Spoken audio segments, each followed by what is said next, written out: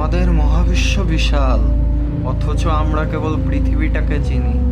লক্ষ লক্ষ গ্রহ, নক্ষত্র এবং অজানা পৃথিবী ঘিরে রয়েছে এক বিশাল রহস্যময়তা।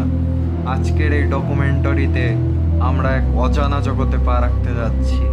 এটি সেই রহস্যময় পৃথিবী যা আমরা শুধুমাত্র গল্পে কিংবা বিজ্ঞান কল্পকাহিনীতে শুনেছি। হ্যাঁ, আমি কথা বলতে যাচ্ছি এখন ভিন গ্রহের প্রাণীদের জগৎ নিয়ে।